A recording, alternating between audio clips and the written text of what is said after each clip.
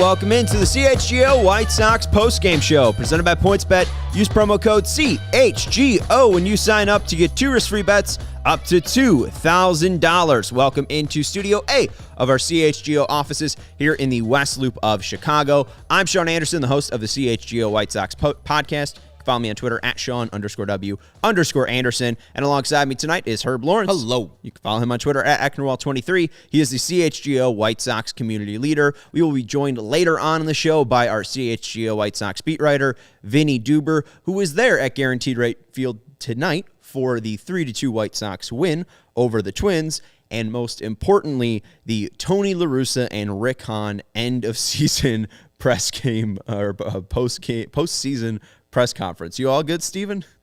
I don't know what that was. All right. You tried to flash that score bug, and they said no. There was no game tonight. We're not going to be talking too much about the game. Josh Harrison hit a home run. Gio Urshela, what a fella, hit a home run. And then but A.J. Pollock stole a base, got on second, and was driven in by Carlos Perez, who got his first RBI. So congrats to Carlos Perez. Johnny Cueto had another fantastic start in a White Sox uniform. Tip of the cap to Johnny Cueto. His last start in a White Sox uniform. We'll give him his proper praise later on in the offseason. But the most important thing is Tony La Russa is out as White Sox manager in 2023. He had a statement, a full press conference, and then Rick Hahn followed up with a press conference around 4 p.m. today. Herb, what was your large takeaway from the Hahn and TLR press conference? That Rick Hahn has been here for 10 seasons, and he will name another manager. Like, I don't know how many he has named, but it's at least 4. Like, Ron Ventura, Ricky Renteria, and Tony La Russa. I know for sure that he is named, and he gets to name another one. So, yay! Yay! Yes, Rick Hahn was named general manager in 2012 after the 2011 season. Robin Ventura was the first manager, so him and Kenny ended up hiring that one together, I believe. Then Rick Renteria, and then Tony La Russa, and then now this will be his 4th manager. And I guess it would be 4 managers in 8 years, I guess is how Bob Nightingale put it, ever since the firing of Robin Ventura. So let's first go to Tony. Tony did speak, and he spoke for the first time, I believe, to the Chicago media since August 30th, because he would have met the media around 4 p.m., pregame, and then he got his call at 6 o'clock to leave the dugout, and then we've never seen him return to managerial duties for the Sox in 2022. So let's go to Tony. Tony will explain the whole statement that was released by the White Sox. He will explain what happened to him, why he left, and why he feels the need to not return in 2023. Here's Tony La Russa. I think the first thing is the pacemaker. I want to give credit to Dr. C in Arizona, who's with the White Sox. I was down there for the mini camp and the early part of the camp before the major league camp started, and he noticed that I wasn't right. So he's the one that got me to go get checked. And had he not pushed me, I'd gone into the camp. I don't know when or if I would have had it. But so the statement says, this February I had a pacemaker installed and was cleared by my doctors to begin spring training as scheduled. A periodic check of the device, it's mail. You put it on there and they send some information. Later identified a problem. So during that batting practice on August 30th, I was asked to come into the office. I had no idea why. And I was informed of the issue. And they convinced me that it was serious enough where I had to take the uniform off and I had to be tested by doctors the next day. So I went to Rush, was tested. Their diagnosis was there were issues with the pacemaker. I went to Arizona because that's where it was installed and that's where all my medical records are. So the solution was to update the pacemaker in Arizona and not to return as manager without medical clearance. Every year since early 90s with the A's, I would take a physical first part of February, private, with my doctor at the Mayo, which I did. So this preceded it. During the annual private exam, a second health issue also was diagnosed. I decided to delay confronting it until the off season. While I was inactive with the pacemaker and out of uniform, it was suggested to me that maybe this is a good time, rather than wait another 3 weeks to get it checked. I went and got checked, The result is that there was an issue that needed to be taken care of, so a corrective plan has been developed by my medical team, and implementation has already begun. I informed the White Sox of the second issue while I was out of uniform dealing with the pacemaker. In fact, it wasn't really till a little while that my family, I just thought it wasn't smart to talk about it. As I previously stated, I continue to request privacy related to my health issues. Appreciate those who have respected that request. My prognosis is good. I want to thank everybody who's reached out with well wishes related to my health. Now, this is important. At no time this season did either issue negatively affect my responsibilities as White Sox manager. Now, you heard me say, well, 2 years, I learned early on, you got to earn respect and you got to earn trust. The way you have trust is never lie. So, sincerely say that anything that you saw this year as a White Sox manager was energy, decision making, whatever. There was nothing related to the two issues. Now, however, that I'm in the treatment program, it's become obvious that the length of the treatment and recovery process for the second issue makes it impossible to be the manager in 2023. The timing of this announcement enables the front office to include filling the manager position with their off-season priorities. Now I want to talk a little bit about this season. Our team's record this season is a final reality. It's always about what your record is. And people will look at it and say, well, you did this, that was good, or you should have done it. But we are our record. And it's an unacceptable disappointment. There are some pluses, no doubt, but too many minuses. And these are lessons that I was taught early on that have saved me over the years. In the major leagues, you either do or you don't. Explanations come across as excuses. Respect and trust demand accountability, and I've lived faithfully with that during my managerial career. I understand the ultimate responsibility for each minus this season belongs to the manager. That's accurate because there's always something else you can do. I was hired to provide positive difference-making leadership and support. My record this year is proof I did not do my job. So that's Tony La Russa on his health in 2020 and why he will not return to the team in 2023. And like he wanted you to know, he stated it was important. His health did not mean or really reflect on why the team was so poorly. He does not want to use his health as an excuse for the team's record in 2023. Trying to take accountability there, saying that this 500 team right now is because of me and the effort that I put out as a manager and my duties as a manager and what that involves. What do you make of the statement that Tony had? As I said the other day, it's a good way for Tony to go out and save face for himself. You heard in the statement there where he's like, I would do my damnedest to come back in 2023 if not for this heart problem and the pacemaker causing me troubles. This is a firing, or this is a separation because of health, not because he deserved to get fired. No one's going to say this in this press conference where Tony actually deserved to get fired. So for him to save face, his health allows him to step away from this team instead of what it should have been is that Rick Hahn, Kenny Williams, Jerry Reinsdorf should have came together and said, hey, man, I know I said it wouldn't fire you again, but you didn't do the job. You're out of here. Because he deserved that this year. But Jerry Reinsdorf is way too nice, and unfortunately, Tony did have health problems. So they dismissed him on health, not because he was bad. Right. And I think, too, it's really important to state that tomorrow, Tony La Russa will be 79 years old. I know some people read the statement and said, there's nothing about him retiring from managing and anything else. I think it's probably just too difficult for him to say and for him to realize. And I think right now he just needs to say, I'm stepping away for 2023. But if Tony La Russa manages for another team, I think I'd be absolutely shocked. Rick Hahn's talked before about how many other teams have tried to get Tony out of retirement and it never happened, and why this was the perfect job for him and it just ended up not working out. I'm glad that this chapter is over for the White Sox. Mm-hmm. It was a very ugly chapter, I think, for the White Sox. It could have been uglier. I think that it was a train wreck wreck in kind of a very, very just sad way. Yep.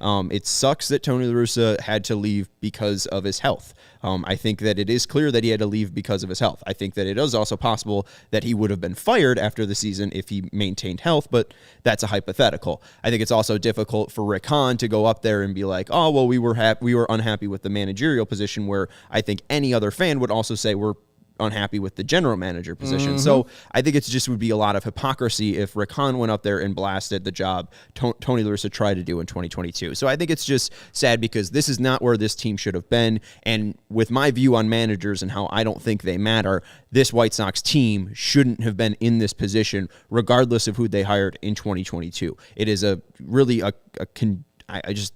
awful note on, and just a really truly it's a condemnation on how bad this organization currently is right now. Exactly. And you could see Tony gets the health excuse, which he really has, but Rick is doing the announcing after, and we'll play some clips from Rick Hahn, but this team continues with the lack of accountability. Tony's not getting fired.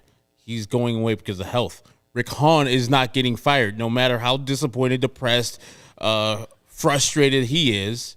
He's not getting fired.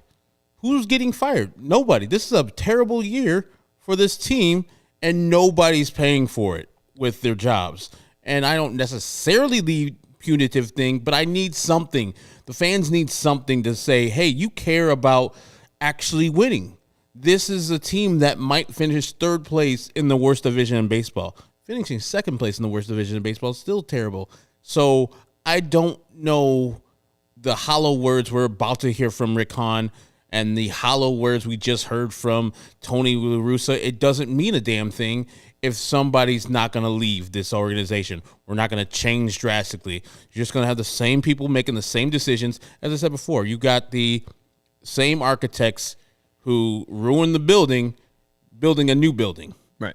It doesn't make sense. But this is our Chicago White Sox that we root for. It doesn't make sense, and I understood your point. I laid out what I want the White Sox to do after this Tony move, and you added one on and said, fire Rick Hahn, and I agree with you 100%. If anyone thinks I'm feeling differently, I think Rick Hahn should have been fired. You said as much. Yeah, you said as much a couple days ago. I think Rick Hahn should be fired. I think Kenny Williams should be fired. I think the White Sox need new blood in that front office. However, it is very clear that the man who is sitting in the back of that press conference texting on his red phone, Jerry Reinsdorf, is not making that type of move. Jerry Reinsdorf is keeping the way things are. And I have no control over what Jerry Reinsdorf does. And as a fan, I just need to tell myself that. When I wake up in the mirror and hate my baseball team, I need to look at myself in the mirror and say, Jerry Reinsdorf owns the team.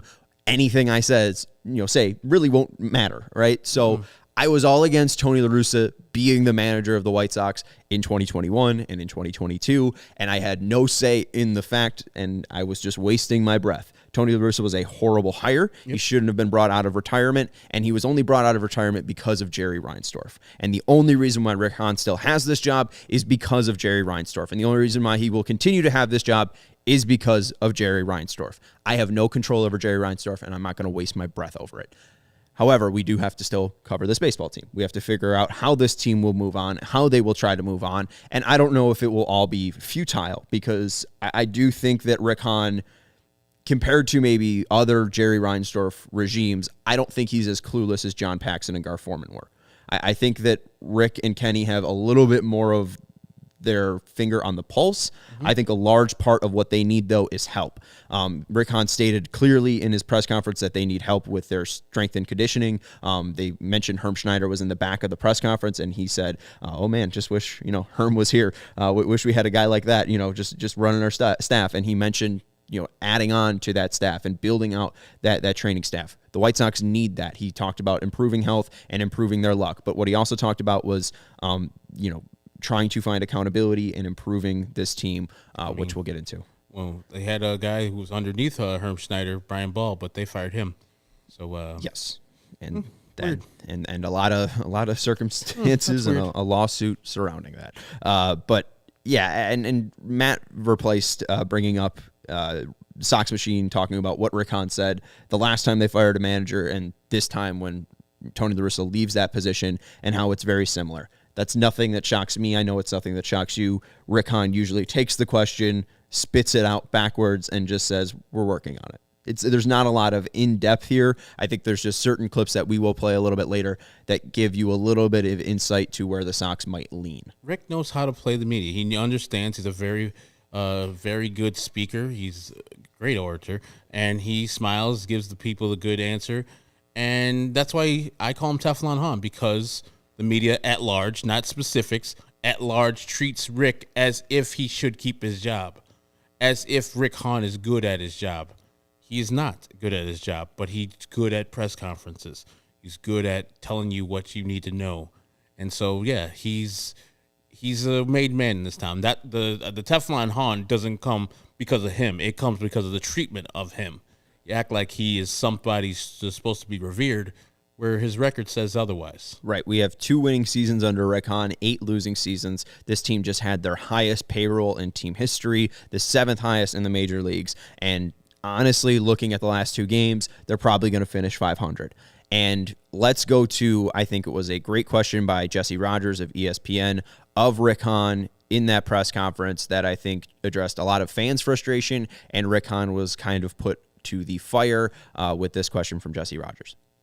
As you kind of said, seasons like this can cost people jobs at this level. 2 teams in your division changed the head of baseball ops. Are you grateful that ownership has shown faith in your front office through a season like this, continues to? Yeah, and it's a two-way street. I'm not looking to stand up here with a blindfold and a cigarette just for fun.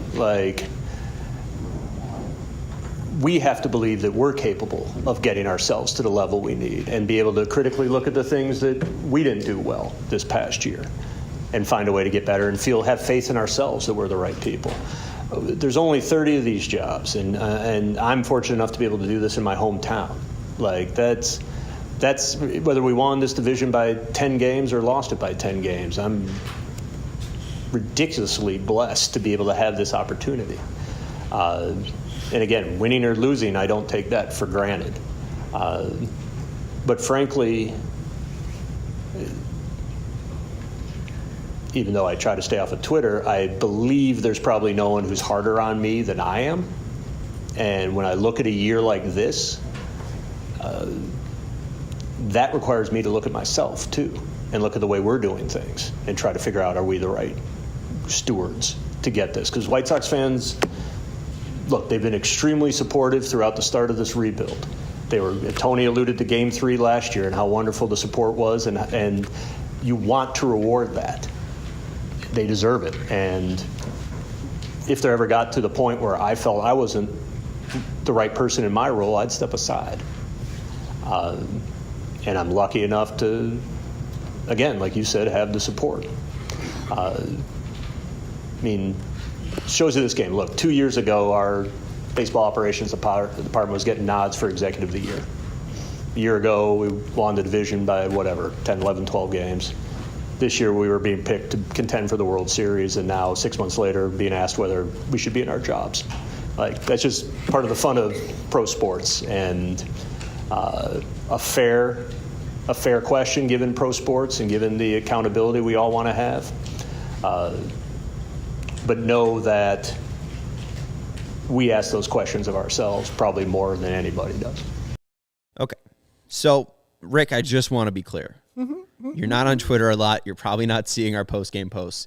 We have nothing but time to ask if you are doing a good enough job. You're not. So trust me, there are 2 people in this world that are asking more about your job security and if you should be having a job than you. It's me and it's Herb. And I know my guy Kerry, he's really hard on Rick Hahn. It's true. He thinks you've been bad at your job. My guy Pete Hand has been saying you've been bad at your job. And the Teflon Hahn thing, I've been calling him Teflon Rick for years, but Beefloaf a couple of years ago was Teflon Hahn. Fuck, it was right there. It was right there in my hand. And Beefloaf from the 108, good to see you in the comments right here. But yeah, no one's harder on yourself. Come on now. And I know he says that, if he felt that he wasn't the right man for the job, he would leave. Come on. What does it take for you to think of that? Like, does it take another losing season next year? Then you'll say you're not the right guy for the job? No, you're always going to do this. You said at the beginning of that quote, there's only 30 of these jobs, and you're happy to have one of them in your hometown. Not your hometown, but you're happy to have one close to your hometown and no accountability for you to do this job. Pays handsomely. You don't really get your feet put to the fire. That was the toughest question in the press conference.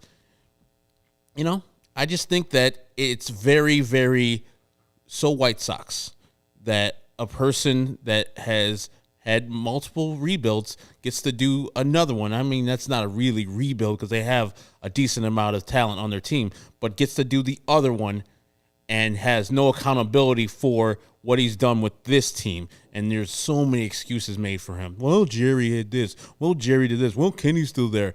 Him, when they win the championship, if they ever win a championship, I guarantee everybody's going to give him the credit. And he should deserve it because he's the front-facing person of the White Sox.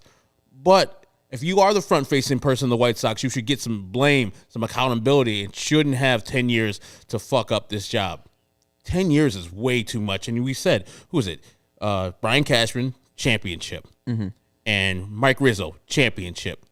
Are the only two guys that have a longer tenure at the general manager spot than Rick Hahn currently. And it's probably the only reason why Mike Rizzo is keeping his job because that team is selling. Yes. Right now. So they probably just don't want to go through that turnover of a front office. So the only person that really has deserved to keep their job for as long as Rick Hahn has is Brian Cashman, and the Yankees haven't had a losing season since, I think, 1992.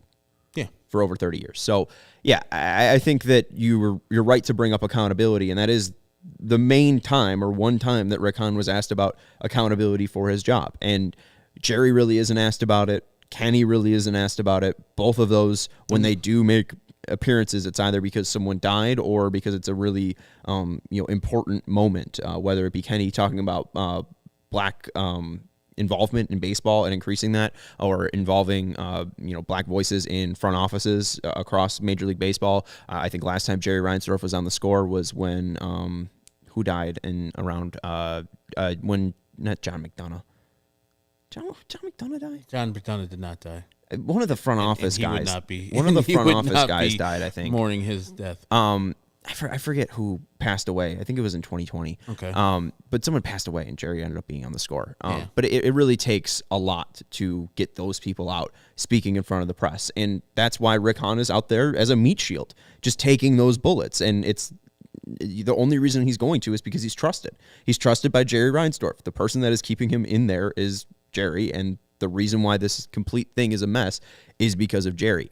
I think Rick, too, people are like, why did Rick answer that way, or Rick bring it up? Like, Rick understands how lucky he is. The fact that he is able to be a general manager, like he said, is lucky within itself, but also to be the manager of your hometown team is something extremely unique. That's a one-of-one situation. So, of course, Rick Hahn is never going to remove himself, and I do believe him that he is pushing himself in every way to make this team succeed. But my issue is, I think Rick holds that belief, but I don't know if Jerry holds that belief. I don't know if Jerry wants to reward the fandom and the fans that showed out to Game 3. And I don't mean that in a disrespectful way, but I think he's just running a baseball team. He's not trying to go above and beyond for his fans. He is running a business, period. And I don't think that the White Sox fans who put in this much love, effort, and time into this team are going to get rewarded by this regime, just because I think there is too much of loyalty in this fan base, and I just don't think Jerry's in touch enough with this team. And what he's going to find out is the loyalty is going to run out. And you have a losing season like this, some people are not going to show up next year. Some people are not going to renew their season tickets next year. So they can't just depend on White Sox fans being White Sox fans forever if you keep on treating them like this, in this fashion, where the White Sox really don't have accountability for a poor season. Yep, and it's time now to let you know that if you were going to bet on the White Sox having a poor season, the best place to do that would be PointsBet. PointsBet's bringing you a better way to bet live on games, which means before this ad is over, you can place a bet on a live same-game parlay bet. You can bet on the next drive to be a touchdown and cash out your live second-half over bet. With PointsBet, you have access to more live football markets than ever before, and you can build the live perfect same-game parlay by combining your favorite bets anytime during the game, including spreads, totals, player props, and more. You can choose the next outcome of the next drive and next points with PointsBet's Lightning Bets. So whether you're on the move or on the couch, do it live on PointsBet. Download the PointsBet app today and sign up with the code CHGO to get 2 risk-free bets up to $2,000. And if you or someone you know has a gambling problem and wants help, call 1-800-GAMBLER for crisis counseling and referral services. And our next partner, if you're not looking to support the White Sox but still want to go out to one of the games, whether on October 5th or October 4th, check out Game Time. Game Time is the hottest new ticketing site that makes it easier than ever to score the best deals on tickets, sports, concerts, and shows. If you are looking to see Jose Abreu's potential final at-bats in a White Sox uniform,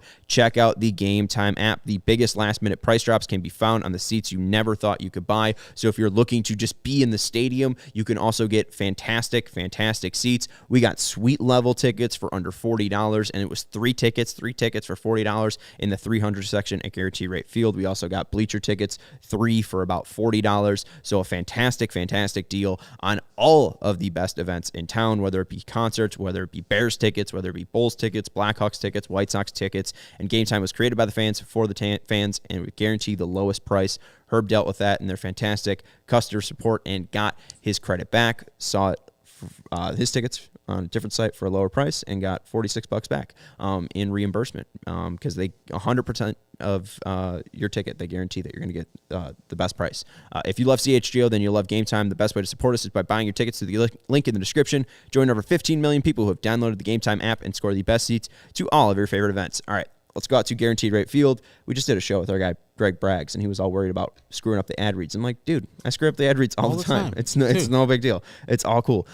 Hopefully people are just listening to it on 1.5 speed, and they could just go through the ad reads quicker. Anyways, let's go out to Guaranteed Rate Field and talk to Vinnie Duber. You can follow our CHGO White Sox beat writer on Twitter, at Vinnie Duber. He has a very recent article up on all CHGO talking about Tony La Russa's tenure being done with the White Sox, but the White Sox ample woes won't be fixed simply by the manager swap. So, Vinny, you were there covering Tony's press conference today and Rick Hahn's press conference. What stuck out the most to you? Let's start from Tony's press conference. What stuck out the most? Yeah, I mean, listen, it was sad. I think we talked about it, on our Sunday show. How this is a guy who is being, whether you like him or not, he was doing what he loved doing, and now he's being forced to stop doing what he loved doing, and not because of any mistakes that he made, but because of the way his health is acting right now. And he got emotional after the game. Miguel Cairo got emotional talking about him. You saw the faces of all his players sitting in the back rows of this room that I'm in right now during the press conference. Very serious, very sad. It was not your usual, change of tenure or change of regime for a pro sports team, which, in the grand scheme of things is very meaningless. Obviously, it's just an entertainment industry, but this was a guy who has devoted his life to doing what he loved, and to come to a point where he was physically not able to do it anymore. It was sad. Now, I think at the same time, he talked a lot about this season, and it's difficult to split these two things up, and it's interesting almost that the White Sox did not split those two things up with press conferences maybe on different days talking about what happened this season versus the very serious health-related subject matter that Tony is dealing with, but they didn't, and so that was the talk of today as well. And Tony La Russa, for the last 2 years, has talked about how he believes himself to be accountable for the things that go wrong when things go wrong with the teams that he's managing. He did that today. He stood up there and said how it was all his fault and he didn't do his job and he failed, and how disappointed he was that he couldn't get the job done. all that stuff he said today, and it was, very much the buck stops at his desk, and he's taking the blame for it. I'm not sure there were many people in the White Sox employ who believed that he, deserved all the blame for it. Certainly, as time has gone on, I think fans have even changed their tune on that, where it was all fire Tony. He needs to be fired earlier in the season. Now it's very much a wide angle look at kind of everything with this organization right now, and maybe folks realizing that Tony was only a small part of that. So again, not a happy day here for the reasons I discussed earlier. But when it comes to talking about what went wrong this season and what they're going to do moving forward, that is sports stuff, and we're going to be talking an awful lot about that over the coming weeks, I'm sure. And then you mentioned it too, the players being in the back of Tony's press conference. You sent over the audio of Rick Hahn, and he mentioned even before he went into taking questions, and really the first thing he said before he even went into a statement, he mentioned, I think, Vinnie, and I don't know if he was directly talking about you, but he mentioned the players filling in the back of the room basically at the start. What was that moment like, seeing those players fill in? And I heard that there was also a little bit of a meeting between Tony and the players before he even spoke to the media as well. I think Hahn tried to fill you guys in. Yeah, apparently about 15 or 20 minutes or so before Tony came out and spoke to us, he spoke to the team and told them very much the same stuff that he told us, I think. But obviously he has a much closer relationship with them, came in and tried to instill this family atmosphere with these guys. And I think that, he basically echoed that today, that he was very much, thinking about them as kind of a separate kind of family, and talking to them in this tough moment for him as that he had to leave his family kind of thing. And I think that was reflected today. I mean, you saw Miguel Cairo after the game, crying when asked to react to what happened today. And, I think fans' opinions are the opinions that they have toward the manager of their favorite baseball team. I think the opinions of the guys in that clubhouse were toward a guy who they viewed as not just a coworker, not just a boss, but, a guy who did come in and instill that kind of family atmosphere. And they've never had a bad thing to say about him. And I think that's been reflected by the way they talked about him today, as well as over the last 2 years. It's been widely reported that Rick Hahn really wasn't the person that pulled the trigger on hiring Tony La Russa in 2020. What did Rick have to say about the process going forward for the next manager of the 2023 White Sox? We basically heard the same press conference that we heard 2 years ago. And I don't mean that as an insult. I just mean that as how wild is it that we heard the same press conference that we did 2 years ago? Because not everything, but many of the things Rick Hahn had to say today about moving forward in this manager search, the kind of qualities that they're looking for, the kind of things they want to accomplish during this process, are the exact same things he said after Rick Renneria was fired after the 2020 season. And it very much did not go that way. And Rick Hahn said the day that Tony La Russa was introduced as manager that he was surprised at the way that things turned out. I think, he was putting it lightly, and that he did not see his managerial search ending the way that it did the last time. And so, of course, he's going to get up there today and say that this one will be different. But we'll see. I believe Rick Hahn when he gets up there and says all the stuff that he wants in a manager. He emphasized repeatedly today that they are probably not going to hire somebody who has, quote, White Sox DNA. They're not, you can, everybody watching or listening, throw out your wish list if it has Ozzie Guillen on it. Throw out your wish list if it has AJ Pierzynski on it. We had commenter yesterday saying he wanted Jim Thome. Just forget about it. But that's easy for me to say when last year I would have told you the same thing, and then they go and hire not only somebody with White Sox DNA, but someone who had been the White Sox manager before. So I think that there were many times earlier in this rebuild that Rick Hahn talked about doing away with narratives surrounding the White Sox. And he's repeatedly brought that up over and over again, that they wouldn't do X, that they wouldn't do Y. And he was saying, look, we've done some of these things that you didn't think we would do. We launched this full-scale rebuild. We made that blockbuster trade with the Cubs.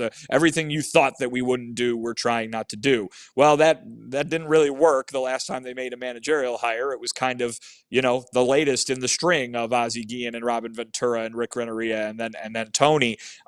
So he's going to have to go do it. He's going to go have to hire a manager that hasn't played for this team before or worked for this team before if he wants people to believe that this is going to go differently this time. I don't think anybody's going to hold their breath when he says, oh, trust me, this will be different this time around. And I don't think that's necessarily a discredit to him, but it's just, you got to go prove it. You got to go prove it, because if you think the right guy is out there who brings a different perspective and different ideas to this organization that have been here for years and years and years, then go get them. And obviously we know what happened the last time that they had a managerial search. It went completely in the opposite direction. So here they are again with another chance to get it right.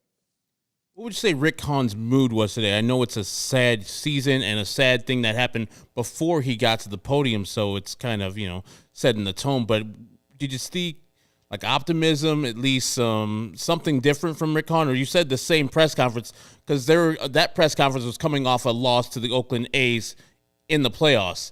This one's coming after a disappointing season and the manager having to step down for health reasons. Was the mood a little different, at least? When talking about Tony's health situation, he was visibly, bummed. You know what I mean? I think anybody would be. I think everybody who was in this room, reporter or not, was handling that situation with, this sucks kind of situation. We feel bad for you kind of thing. What I would say, though, is that Rick Hahn was Rick Hahn when he was talking about the changes that they need to make. He was being honest. I think he knows what's going on. I don't think, commenters are going to comment and say, well, they need to do X and they need to do Y. Why aren't they good at this? Why aren't they good at that? Well, he knows. He just watched the season. He knows they're bad in a lot of areas and they need to improve in a lot of areas. He used a lot of words that he normally wouldn't use because, he was describing his disappointment and frustration and said, we never want to go through this again. He said this was him and Kenny and Jerry's most disappointing year of their careers that they've been working in this. And those are decades-long careers, not just in baseball, but in this organization in particular. So he knows the reality of what this year was, which was a complete and total failure. But he's also Rick Hahn, and he's going to make, little cracks when, someone's phone rings, or a little, call back to, our interactions in the past or something like that, or and he's going to talk about the offseason in the way he normally does, which is he leaves everything on the table, the door open to everything. He talks about the pros and the cons of doing various things. So I thought it was a very regular Rick Hahn end of season press conference, or as regular as one could be in this very irregular season that they just had. Do you think the manager stuff that he touched upon and what they're looking for in the qualities of a new manager was the most important stuff that he's talked about in today's press conference? It's hard to weigh the importance of these things. I think yes, because I think that's going to be the dominating headline for the next few weeks is who are they going to hire as their manager? It's an important position, obviously, and I think that that is going to come before any other business. This press conference coming 2 days before the season ends, in my opinion, was not great for us trying to figure out what they're going to do this winter. He refused to talk about individual players. He did not really want to go into a lot of specifics when it came to what are you going to do with player X, player Y, player Z. He's not going to answer those questions. He gave us a little bit on Jose Abreu, just, remains to be seen what happens there. But that maybe was by design, who knows? But, there are a lot of individual player questions about this team, about this roster, and those couldn't be asked today. So when it comes to creating a roadmap for the offseason for the White Sox, not in terms of what they should do, but in terms of what they are trying to do, that's likely going to wait over a month before we get that, until the GM meetings roll around and he's able to talk more on specific guys and specific areas of need. Right now, it was a lot of words for basically we need to get a lot better. And, I think that's obviously very true. He didn't say anything that wasn't true. But yeah, no decisions coming on the coaching staff until they hire a new manager. Just a lot of things that are kind of left up in the air. No real concrete answers. But yeah, I think by default it has to be, what are they looking for in a manager? Because moving forward, that's the number one item on the to-do list. And since Rick said that Kenny and Jerry will be a part of this decision for the new manager. Do you ever think that those two guys individually will speak to the media as about their wants and needs? And if they hire a manager, will they step to the podium and say, hey, this guy did this, that, and the other, and this is why we wanted him as the manager? I love Rick speaking because he is the front-facing guy. I don't agree with all of his moves, but I would love to hear from the two guys who are directly above him. You're probably not going to, Herb. That's just kind of the way this thing works. They chose to have one voice, and I think there are positives to that, but you're right, there are negatives to it too, and that's that there is a brain trust really of three guys, and we're only hearing from one of them.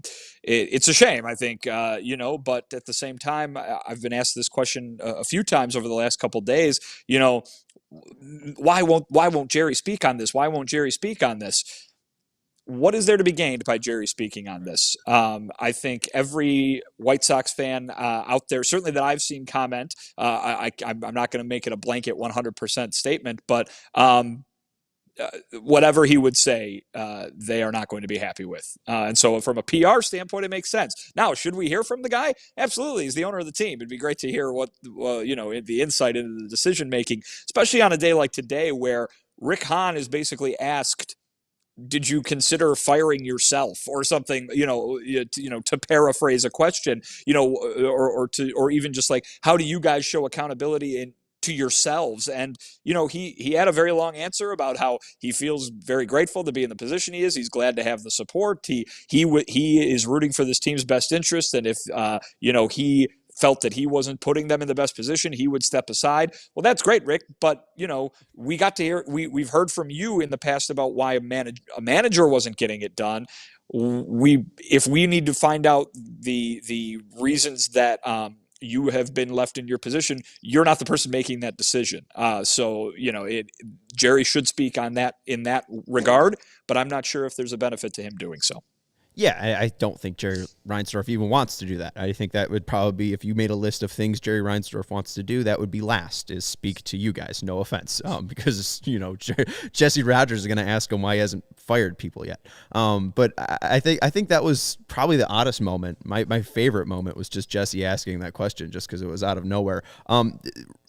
Rick also spoke about injuries. Do you feel like you got a clear path of how the White Sox might solve these injuries? And I liked your question too about how do you evaluate some of these younger players, like I believe you were thinking Jimenez, Robert, on how do you evaluate some of these injured guys who are so youthful and seem to have such great potential?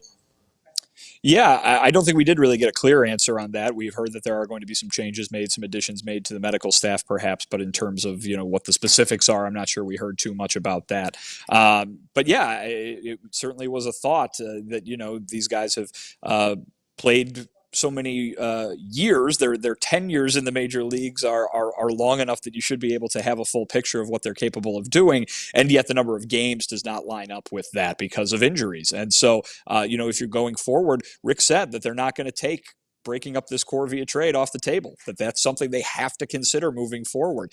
He spoke very honestly about that, but they have to figure out then who they're going to do that with. And the injuries have hampered Eloy Jimenez. They've hampered Yohan Moncada. They've hampered Luis Robert. They've hampered Tim Anderson. And they've hampered Michael Kopech, who I guess, if you look at the pitching side. And so if you're going to say, we need to decide here right now who's going to be part of this moving forward and who isn't, do you have a clear picture of what those guys are going to give you? He basically said, in response to that question, we're pretty convinced that some of the injuries that they've had are freak injuries, are not something that is going to hamper them every year moving forward for the rest of their career, not a chronic injury. And so we feel that the talent, should match with going forward, with the idea being that they're not going to be hurt. But as you've seen the last few years, that's a very unrealistic way to move about it with these guys, even if hopefully they don't have any more severe injuries or significant injuries that keep them out for a long period of time. But up until this point, that hasn't been the case. And if you're going to be evaluating which of those guys need to stay on your team and which of those guys can go, if you need to make a critical move for the future of your franchise, it's going to be very difficult to do. And this last thing I got for you, Vinny, and I just need some clarification. This wasn't necessarily an end of the season press conference, even though it kind of seemed as such, because you're naming Tony La Russa. He's got to retire because of health reasons. Rick kind of goes through his wants and needs for manager, but he doesn't say who's safe as manager or coaches. He doesn't say, which players are safe and all that stuff. Do you expect Rick to have another one of these in like a couple weeks and then another one after that to name the actual manager? No, this was it. This was the end of the season press conference, and it was just very non-specific in a lot of areas for the reasons that Rick laid out. But you would like to think that maybe had he waited until Thursday or Friday that he could have gotten a lot more specific. That didn't happen, probably because they wanted it to line up with the Tony's announcement. But yeah, that did not happen, and I would not expect Rick Hahn to talk again until the manager is announced. Well, and I just wonder how weird you think it is covering beats in your past. I mean, Tony La Russa didn't have to make this announcement today, or it feels like he didn't have to make this announcement today. Like, it feels like he could have made this announcement on the 6th or the 5th when this season ended. Do you think it was weird how they had this conference kind of lead off the series rather than at the end of the series?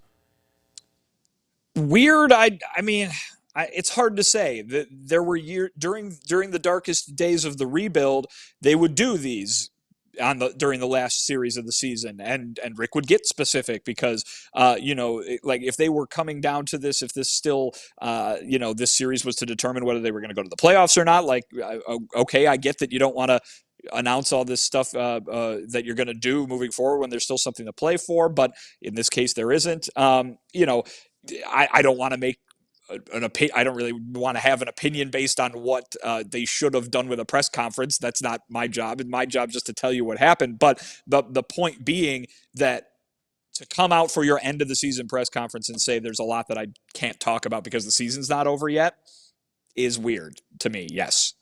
Yeah, and I just maybe the idea is that the media would all be here because there's a game today. You know what I mean? They don't want to call everybody back for a day where they're not going to be here anyway.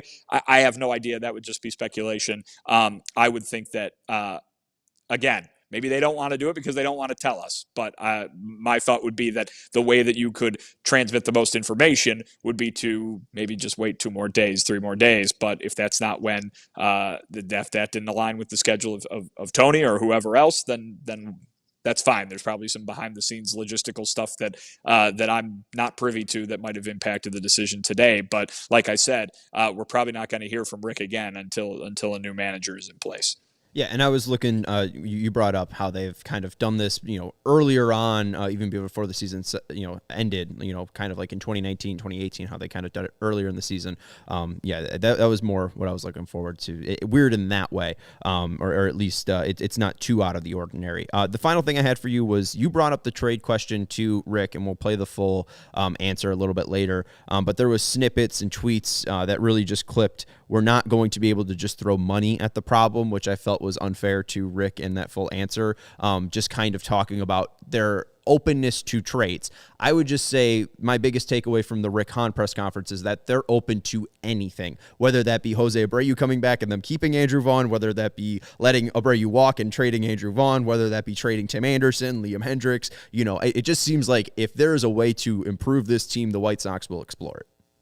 Yeah, that's true. And I think they usually go into off seasons with that mindset. That being said, they probably weren't planning to go into this offseason with that mindset. They were probably hoping that this core is on a roll and they're still doing, they're still getting toward the place that we want to go. There's no reason to make big change. Now that there is reason to make big change, though, I think that they have to return to that everything on the table mindset.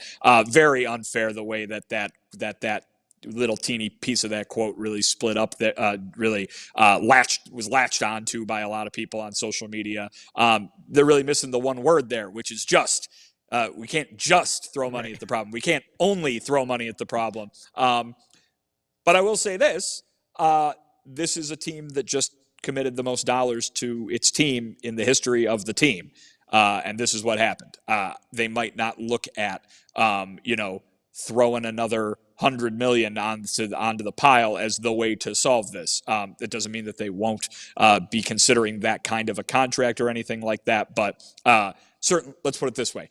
People have people reacted to that quote the way they did for what I think is mostly an unfair reason, but as what do they always say? There's a little truth behind every joke, kind of thing. And so I think that reaction is probably about a team that has a history of not necessarily handing out those kind of monster contracts that you see from other clubs. Not even saying that that's the way that this team or that team or any team should go. But I get the reaction. I don't think it was fair to read into it that it is some sort of announcement that they're going to be out on any free agents before free agency even happens. That certainly won't be the case. Yeah, and you were on top of it, I think, recently when you talked about looking ahead towards the 2023 roster on allchgo.com, talking about Moncada and Grandal. I think that's also a part of this, too. Like, if you think the catcher is a problem and you think third base is a problem, well, just throwing money at those positions doesn't mean those problems are going to go away. It just means you're throwing money at that position, but you still got to figure it out if you let Grandal and Moncada walk. So there's just a lot of issues with the White Sox. And like you said, you can't only throw money at it. You can follow Vinnie on Twitter at Vinnie Duber. He has his most recent article posted about Tony La Russa's press conference and how the White Sox will address that managerial position on allchgo.com. Anything else you want to let the people know about, Vinny? Yeah, got another one coming tonight. So if you're listening to this when you wake up tomorrow, there'll be two on the site. Big one, everything we learned from Rick Hahn's press conference about the managerial search, about the offseason. As I just went through, maybe not a ton of specifics, but I tried to pick out the most salient details, as is my task, as is my job. So hopefully you guys can check those out online whenever you're awake, be it tonight or tomorrow. Another fantastic job by Vinnie Duber. Great job by you. Follow Vinny on Twitter at Vinnie Duber. He's our CHGO White Sox beat writer. They're live at Guaranteed Rate Field. Thanks, Vinny. All right, guys. Good night. And live from Target Field. I mean, that guy's got all everywhere. The cool assignments. Shout out to Vinny. Let's tell you about FOCO Chicago. You've already got the best coverage for your favorite teams, so get fitted in the best sports gear around. FOCO has you covered from Soldier Field to the front room, north or south side, with hoodies, slippers, signs, bobbleheads, and everything in between. Get decked out like DeMar with apparel from the leader in sports merch and collectibles. FOCO. If you're looking for the perfect gift for the football fan in your life, FOCO's got you covered with the hoodies to fight that Lake Michigan breeze. Check out FOCO.com, FOCO.com, or click the link in the description below for non-all presale items. Use that promo code CHGO for 10% off. Again, for all non-presale items, use promo code CHGO for 10% off at FOCO, FOCO, or you click the link in the description, the FOCO link in the description, to check out FOCO. And they got some great bobbleheads over there. I think we got a Justin Fields back one that we picked up at FOCO. There's a lot of great White Sox ones as well. So head over to FOCO and get your latest fan apparel over there. And again, check out Vinny's article at allchgo.com. If you're not a member, go to allchgo.com. Members get access to all of our writings at allchgo.com. Vinny's got an article already talking about Tony La Russa stepping down. Like he said, he's going to talk about what we learned from the Rick Hahn press conference on allchgo.com. Members also get access to our CHGO Discord, where you get to chat with all of our CHGO personalities, and you get a free shirt as well at the CHGO Locker. You can check out chgolocker.com, and you could choose the shirt that you want. I just picked up two of the CHGO scripts in the Southside colors, so excited to get those to my family members so they can rock their swag. Yeah, and I mean, I don't know if we could tell the people because they can't get it for public consumption, but we're going to get some nice-ass sweatshirts. It's going to be coming soon. They missed out on that deal. If they could have had that points bet deal, but I'm going to be rocking it in a couple weeks. I'm excited for you. I was thinking about pulling it on the crew neck, but I didn't. And pull the trigger, else quick as hell. I don't blame you. Let's go to the final stuff from Rick Hahn. We do have a little bit more, and I do want to just go to somebody, I think in the questions earlier, asked like who gave Rick Hahn nod for Executive of the Year. Rick Hahn in 2020 was named Executive of the Year by Sporting News. So the Sporting News named him Executive of the Year in 2020. So Rick Hahn wasn't making anything up. He wasn't just saying, "Oh, I got an award." He did. He actually got an award. And we do have a super chat from our guy Jaxo. $50 super chat. I'm glad Tony is stepping down because he was putting the team in the headlines for the wrong reasons, like intentionally walking Trey Turner and making the first outfield triple play. So now Hahn can address now the needs of the team. I agree. And I think one thing that was kind of lost, and thank you, Jaxo, for the continued support. We really do appreciate you always dropping your super chats, and we appreciate that. And I think you make a good point. I think, I forget who made it, but it was one of my favorite points about the White Sox is when they were watching Field of Dreams and the Yankees-White Sox game, it was nice to just fade into baseball, and it was the White Sox versus the Yankees. It was simple baseball. There wasn't a lot of graphics. There wasn't a lot of, analytics. It was just, let's watch this nice little baseball game in Iowa. And one of the reasons why it was so simple was because there wasn't that storyline to follow of, here's Tony La Russa in the dugout. Tony La Russa wasn't at that game, the corn game, as he lovingly calls it. And I just think that this will now just take away some of the negativity. And Tony has talked about, and he talked about it again today, taking away himself out of the clubhouse if he was going to ever cause a distraction, and how he kind of felt in moments there, especially when he was out, that he might not even return to the team if he was medically cleared, because he might have been causing a distraction or would have been a negative impact on the clubhouse. And I do think, even if he wasn't really aware of it, and clearly the players loved him, I do just think he brought the wrong vibe and the wrong energy to the clubhouse. So I do think Jaxo is right, just because I think the team can now focus on ball. And I think that Tony put out a weird vibe, and as Liam Hendriks said today, that he's looking for an authoritarian as a manager. I would assume that Tony La Russa would have been an authoritarian, so hearing that was kind of odd. Yep. So I just don't think I don't think he brought the right energy. And I think that if the Sox can find the right energy, Han can do his actual work in the offseason, that maybe we will see a more representatory product out there on the field. But I don't know if that is going to mean World Series or, that grandiose success. Yeah, and for me, yes, I would love to have another World Series appearance for the White Sox, a World Series victory for the White Sox would be awesome. But I know that's not very realistic. There's all these teams that are battling for the same thing that you want. So I just want my team to compete every year, to be in the playoffs, to show progress. As we always say, it's process over results. If you in the offseason, Rick Hahn, would have had a better offseason, maybe this season, 2022, would have been a little bit better, no matter what happened with Tony La Russa at all. No, that's fine. I just don't understand why that Rick Hahn gets to get another chance at doing this whole thing. It's just very weird for me to have him be the guy that gets to pull the trigger on another manager. And the thing that I found that just weird today is that Rick, after Tony La Russa talks, Rick pretty much says, yeah, we don't want anybody old like that. We want only, guys who have been in some baseball clubhouse that's been championship, that's had analytically based. Yeah, it has some old school mentalities, but no. Like, Tony just spoke. And we had the Liam Hendriks thing where Liam's like, we need an authoritarian.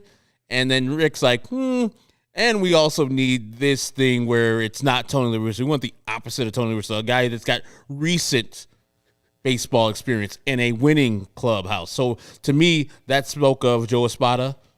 A little less of Carlos Beltran because he hasn't been recently in a clubhouse. Never been a manager. Because he got fired after he got hired as a Mets manager.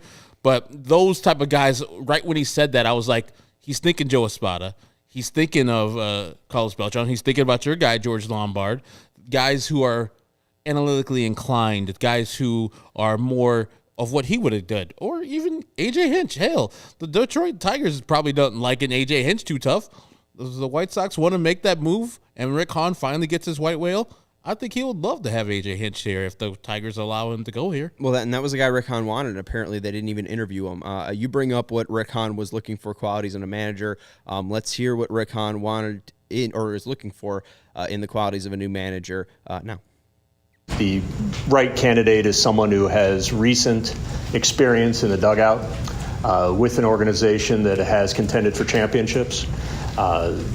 Ideally, it's someone who is an excellent communicator, is someone who understands the way the game has grown and evolved in the last decade or so, but at the same time, obviously, respect for old school sensibilities is going to be important as well. One thing that perhaps breaks from the mold of at least the last few hires, having a history with the White Sox, having some sort of connection to White Sox DNA is by no means a requirement. I will say, and somebody's getting a phone call from a healthcare provider in Elmhurst, if you need that. I will say the one exception to that is that Miguel Cairo, based on how he has performed in his acting manager, absolutely is deserving of an interview and will receive one. However, outside of Miguel, having that history with the White Sox is not necessarily a characteristic that we're looking for at this time. Qualities that they're looking for also to the people that are watching on YouTube. I am okay. I just rubbed my eye and my contact popped out, so I needed to go put it back in. You know, you got to be able to see when you're reading comments. But that's Rick Hahn, and I think the thing that probably gives people the biggest relief, and Vinny ended up mentioning it, was you don't need White Sox DNA to be this manager, right? You don't need to be Tony La Russa. You don't need to be Robin Ventura. Rick Renteria really didn't have White Sox blood or DNA, but he was still the bench coach under Rick Renteria. So you could go back. Ventura, and then, you know, before Robin, it was Ozzie. So, I mean, that's White Sox blood right there. Like the true last manager not to have White Sox ties was Jerry Manuel. So it's been a very, very long time for the White Sox not having that type of guy in the managerial role. I think it's good to hear that. But again, we heard that 2 years ago, that the White Sox knew that they were being very insular. So what does it mean? I hope it means that he actually gets to put forth the candidate. I heard him in the press conference. There'll be collaborative between him, Jerry, and Kennedy. I hope that Rick is the point man in this one, and all he has to do is bring these guys back with the candidates he wants for final interviews with Jerry and Kennedy. That's it. If you're going to give him the front-facing responsibilities of answering all these damn questions, you got to give him the responsibilities of hiring the manager. So, yes, at the last second, you sign the checks, Jerry, and Kenny's above you. But no, I don't. Yeah, he doesn't need your input. If you think of him as a baseball guy, you think of him as your general manager, give him the responsibility of hiring and firing the manager.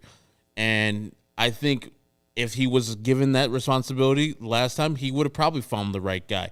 I would have disagreed with A.J. Hinch because of the scandal, and I didn't think that his championship was, and I still don't think his championship is of, you know, should be looked at as positive. He cheated. They cheated. That is not a thing that he should be lauded for. Now, in subsequent years with the Tigers, they have not done much with him. So this time around, if he gets his opportunity to hire the right person, I want him to hire the person. And I feel great that he says, and he's listening to us. He's listening to White Sox fans. He understands that they're way too insular. Look at up and down that damn roster and up and down the minor leagues. Chris Getz, Nicky Delmonico, who's the pitcher who started the whole John Boy thing? Danny Farquhar. If you play for the White Sox, you got a job for life. I mean, we got people all up and down the organization that are all White Sox people. The dude who runs the White Sox Bulls Academy is Mike Huff. Mike Huff, yeah. And, you know, all these players were from different varying levels. Mike Huff was a all right player, not that great. So it's good to have somebody else brought in from a different organization to say, what you're doing here is wrong. What we did in XYZ place where we won a lot of championships is this. We should do that here. Implement more people in your staff, more scouts in your staff, more analytics in your staff, more medical people in your staff, better people instead of Shelly fucking Duncan on your bench, better people than Daryl Boston and Joe McEwing as your first and third base coaches. If you think those are just negligible positions, get better people. Those guys do not do a good job at the jobs that they currently have. So I'm glad that he feels that this organization has way too much. Said Mike Hunt. God damn it, Alex Rude. I said that. You said Mike Hunt? Yeah, I knew it was Mike H.U. So I was like, is it Hunt? No, it's not Mike Hunt. No, it's not. I'm going to laugh at that for a while. But yeah. Mike Huff. I'm glad that he feels that you need to get somebody with an outside opinion that has an outside perspective on baseball instead of a White Sox perspective on baseball. And hopefully he allows that person to direct some things in this organization that have been wrong for a long time. Yeah, Jaxo coming in with the super chat saying we need to hire a great manager, and he needs to be young, not old. I think the White Sox will look for somebody who is young, or at least younger than Tony La Russa, which should be easy to find. I know Bruce Bochy has been floating out there. I would scratch Bruce Bochy off the list. I think he probably is the closest to what they're looking for, as in a managerial or a manager with experience from a contending organization, but it's also recent. And I don't think that Bruce Bochy's recent enough. I saw somebody rudely bring up Joe Girardi just because he has championship experience and was recently a manager, but I don't think Girardi will be that guy. I really don't think it's going to be somebody that you know, and I don't think it's going to be somebody with managerial experience. I think Espada is a fine name. I think Lombard's a fine name. People bring up Quattraro from the Rays bench coach. So I think those are some of the names you could look at, but I don't think we're going to get a clear enough view. And as Vinny was saying, like, it didn't really seem like the White Sox gave any leans on where they're actually going. It was basically repeating what they said last time. So if we want to go back to last year, who we thought, or last time, and go to the managerial searches and those candidates, I think the names that probably bringing up, or at least consistent, are probably Spada and maybe even Beltran. And I wouldn't hate Beltran. Someone said cheating's a plus. I'd agree. I mean, if you're looking for ways to win, look for every way to win. Whatever. I mean, theoretically, those guys and the team never got really punished. Only one that got punished is AJ Hinch. People, the checks cleared, the rings are still on the fingers, the banner still flies. So yeah, ask anybody in Houston. They you ain't cheating. You ain't cheating. You ain't trying. But also, I like to win this stuff on the level. Yeah, and Eduardo saying retirement age is 65 unless you're the president or White Sox manager, which is true. Stephen Gottright also dropping a super chat. Thank you very much, Stephen, saying thanks for the great season coverage, and we will continue to bring you season coverage even during the offseason. We have more on Jose Abreu's future and the trade comments, but I think this is enough. I think this is a lot to digest. We'll leave this about the manager, and then we'll go back and talk about Jose Abreu and Andrew Vaughn and possibly some of the younger pieces that could get traded. We'll touch on that tomorrow. We'll have a post game for you tomorrow, right after the White Sox Twin games end. So make sure you come back and join us for that. We'll continue to talk about managers. We'll probably be putting together some sort of a list for you as well with some possible candidates, maybe even a power tier of the guys that we like. Maybe Herb and I will take some time and put that together, but make sure you hit that like button, make sure you subscribe, and thank you everyone for the massive support for us today. It was fun to play some Rick Hahn sound, so we want to give credit to Vinnie Duber for being out at Guaranteed Rate Field and sending that over. We do appreciate that, and think the final thing that we should end on is obviously thank you to all the fans that have been supporting us this year, but also this is the final episode that we will have to talk about Tony La Russa. Ever again. Thank Jesus. Yay.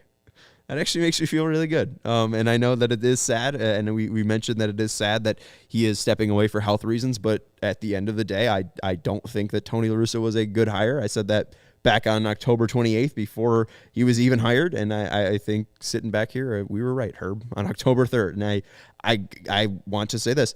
I hate that I was right, because if I was wrong, Tony La Russa would have been a World Series champion with the White Sox, and I wouldn't have bitched about it, right? I wanted them to prove me wrong, and they proved me dead right, and I hate being right, especially about the White Sox, because it usually means a pessimistic take is being right. You know, if you followed me, I am not afraid of doing a mea culpa. I said Jose Abreu should have not been signed back before he was signed back this last time. I said I was wrong. Won the MVP the next year. I will say when I'm wrong, but the White Sox very rarely prove me wrong. Very rarely. And I would have loved for Tony La Russa, Jerry Reinsdorf to prove me wrong there. I would love for Rick Hahn to prove me wrong that he doesn't deserve his job ever. Right. Please prove me wrong. And I will come on this platform and say that Rick Hahn is the greatest and he deserves his job. Good job, Rick Hahn, what you did. If he has a good offseason, it doesn't mean he doesn't deserve to get fired. I will give him credit where credit's due. Well, and Rick did mention, too, I think, that he needs to regain the fans' trust, and that the players and the team as a whole and the organization needs to regain fans' trust. And I'm at least happy that they're coming from that viewpoint, because allow these fans to ask you questions at Sox Fest. Yeah, if you need to regain questions, take some tough questions. Take some actual questions from these fans who are paying money to attend Sox Fest. Let them ask you questions if you want to regain some trust. Shit, put him and Jesse Rogers in a room, apparently. Jesse Rogers going after the man's job. But anyways, follow Herb Lawrence on Twitter at AcknerHall23. I'm Sean Anderson. You can follow me on Twitter at Sean_W_Anderson. Again, thank you to Vinnie Duber for joining us from Guaranteed Rate Field and sending in that audio and for writing some posts already on Tony La Russa's retirement and later on what we learned from Rick Hahn's press conference at allchgo.com. Thank you to Stephen Nicholas for producing this show, and thank you to everybody for hanging out with us in the YouTube chat. Again, we'll be back here tomorrow after the White Sox Twins game. Thank you, Fleetwood Mac, for the 1979 album. We'll talk to you tomorrow. Go Sox.